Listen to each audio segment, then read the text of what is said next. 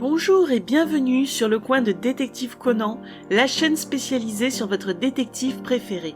Aujourd'hui, on se retrouve pour analyser la relation entre Jin et Aibara. Mais avant d'aller plus loin, je vous invite à vous abonner si ce n'est pas déjà fait. Laissez-moi un petit pouce bleu et venez discuter dans l'espace commentaire de vos théories les plus folles. Dans ma vidéo sur l'iceberg de Détective Conan, je vous ai expliqué qu'un lien existait entre Jin et Aibara, mais aussi que Gosho Aoyama avait l'intention de développer cela plus tard dans le manga. Eh bien, moi j'ai décidé de vous en parler tout de suite, alors attention au potentiel spoiler, même si cela ne reste qu'une théorie.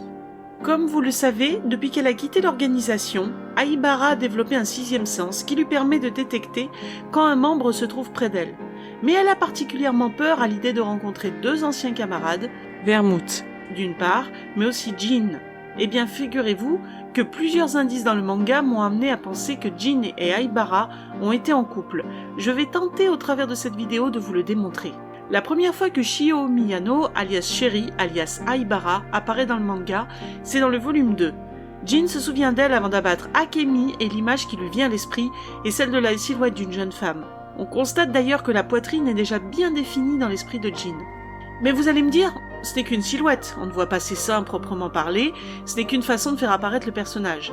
Eh bien dans le chapitre 398, quand le professeur Agasa évoque le souvenir de Helena Miyano, ses attributs féminins ne sont pas mis en avant et elle apparaît dans une tenue de savante traditionnelle.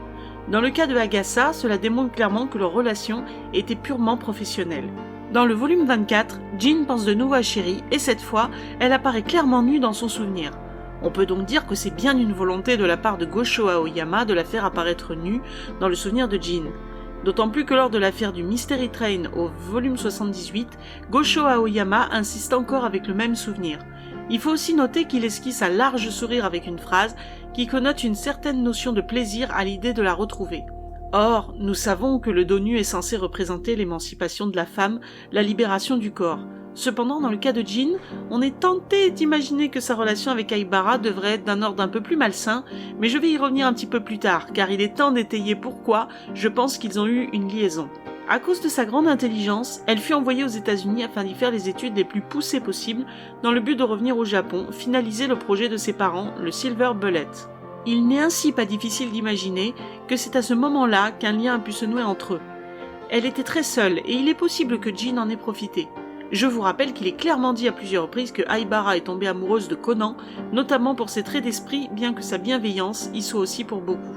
Les traits d'esprit sont indéniablement présents chez Jin. Ceci pourrait expliquer la raison pour laquelle tous deux semblent se connaître sur le bout des doigts, alors qu'elle travaillait dans la section scientifique et que lui était un homme de terrain. Souvenez-vous. Aussi, quand Akemi fut assassinée, elle a décidé de stopper ses recherches en guise de protestation. Enfermée et se pensant de toute façon condamnée, elle avait ingéré une gélule d'APTX pour se suicider. Mais peut-être aussi que le fait que son ancien amant ait abattu le dernier membre de sa famille connue a rajouté un poids considérable sur l'immense peine qu'elle ressentait déjà, même si Jin est un homme malsain. Dans le volume 18, Aibara reconnaît en écoutant un répondeur la voix de Vodka. Bon, vous allez me dire, mais Jin, ce n'est pas Vodka. Certes, cependant dans le volume 19, pendant l'affaire de l'île aux sirènes, Conan consulte le registre de l'auberge et voit le nom de Shio Miyano. Mais ce n'est pas tout, puisque l'on peut aussi lire deux autres noms, ceux d'un certain Saburo Uoka et Jin Kurosawa. Il s'agissait sûrement d'alias que Jin et Vodka avaient emprunté. Mais en fait non, c'est leur vrai nom. Dans le manga comme dans l'anime, on ne voit en réalité pas le nom complet de Jin et Vodka, mais dans une interview de Gosho Aoyama qui est présente dans le Love Conan, Conan Official Fanbook for Girls, publié en 2004, il y révèle que c'est bien le vrai nom de Jin. Bon, revenons à l'île de la Sirène. Quand on sait que le but de l'organisation est de ressusciter les morts et que le développement de la PTX nécessite une étape vers le rajeunissement, on peut deviner que la raison de leur présence sur l'île était peut-être de vérifier si la légende autour de la chair de sirène était vraie. La présence de Shio, qui avait repris le projet de ses parents, se justifie aussi, mais il n'empêche qu'encore une fois, les deux personnages ont pu se côtoyer et se rapprocher à ce moment-là. Mais ce sont surtout les événements du volume 24 pendant l'hôtel Aido City qui nous permettent de comprendre la complexité de leur relation. Aibara fait un cauchemar dans lequel Jin la retrouve en compagnie des Detective Boys. Dans sa courte ligne de dialogue, Jin parle de célébrer leur retrouvaille dans sa couleur préférée, le rouge sang. Alors, je ne pense pas que ce soit ironique, car Aibara revêt énormément la couleur rouge tout au long du manga ou de l'anime. Jin a donc connaissance de ses goûts personnels. Un peu plus loin, elle est perdue dans ses pensées, et alors qu'elle songe à Jin, elle va crier sur la pauvre Ayumi en lui disant de ne pas la toucher. Certains ont pensé que c'est parce que sa relation avec Jin était possiblement non consentie. Alors, il est en effet probable que Jin ait eu un ascendant psychologique sur elle. Il semble plus âgé, mais on connaît aussi toute la cruauté qu'il habite.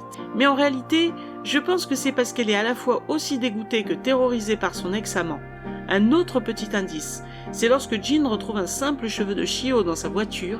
Alors certes c'est suspect, et il ne connaît peut-être pas beaucoup de femmes avec cette couleur de cheveux, mais il devinera immédiatement qu'il appartient à Aibara. De plus, il se révèle capable d'anticiper toutes ses actions, ce dont il n'a pas été capable avec Akai par exemple. Mais des échanges plus subtils sur le toit de l'hôtel Aido City sont à analyser. Jin va beaucoup insister de façon ironique sur la beauté de la situation. En effet, il a sciemment attendu que la jeune femme arrive sur le toit, alors qu'il aurait pu facilement la tuer avant, car il savait qu'elle était dans le conduit de la cheminée. D'ailleurs, il ne s'encombrera pas d'une telle mise en scène pour achever quelques instants plus tard Pisco. Quand il lui dit que ses lunettes et sa salopette sont un peu tristes pour un costume funéraire, cela sous-entend qu'il l'a peut-être vue dans une tenue bien plus attrayante, par exemple une robe de soirée. Il va ensuite préciser qu'il tenait à lui offrir une belle mort. Comme je vous le disais avant, Jin s'encombre assez rarement de ce genre de mise en scène.